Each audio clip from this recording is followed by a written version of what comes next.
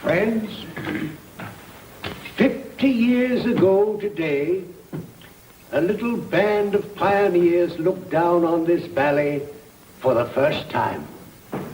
But we're not here just to celebrate our golden jubilee. We're also here to honor the man who led those pioneers.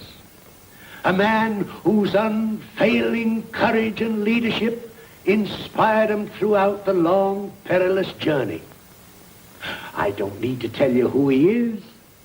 You already know him as our oldest and best loved citizen, Major Stephen Braddock.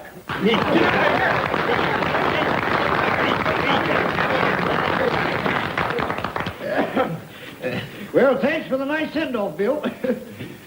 But I do wish you'd stop making people think I'm older than Methuselah. But seriously, folks, I'm mighty grateful to be standing here today. All this makes me realize just what New Hope Valley stands for. We came out here and found a wilderness. We had to dig and scratch and sweat to build our homes. But none of us seemed to mind much because we all felt the same way.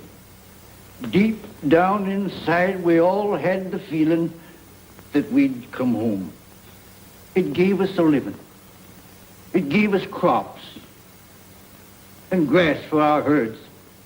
While we raised our families here, watched them grow up to manhood and womanhood.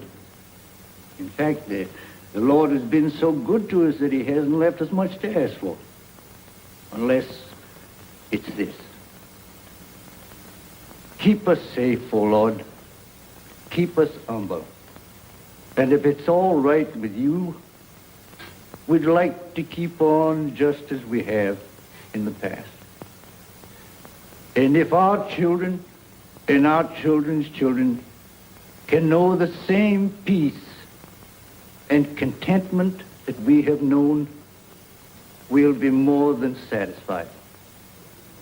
I reckon that's all that anyone could ask. Amen. Amen. I'd rather be shot than have to tell them. I know. But I think they'd rather hear it from you.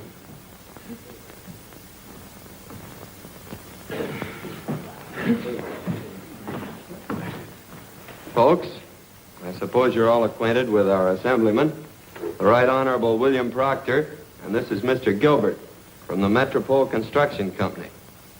I have some very bad news for you. These gentlemen bring word from the Capitol that New Hope Valley has been condemned. Condemned? What do you mean? It seems that Metropole City needs more water and power.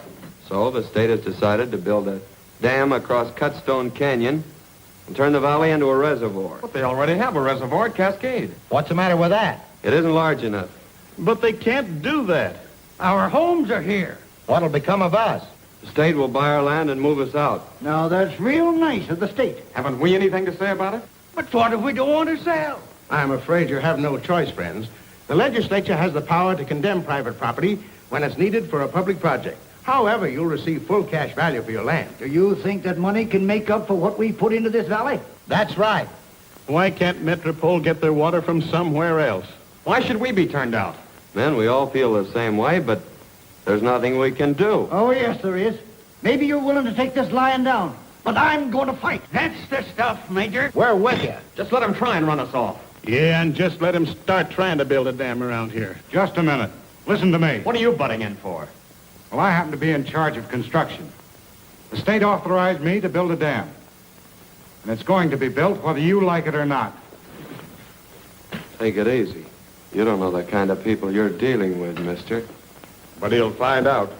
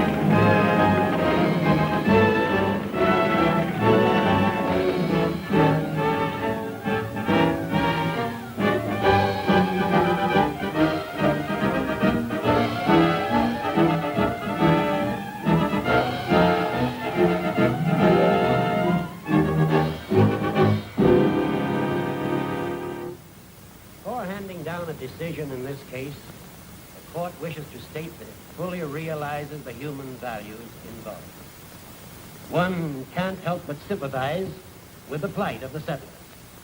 However, Metropole City, with its rapidly increasing population, must have additional water reserve or be faced with the danger of a shortage.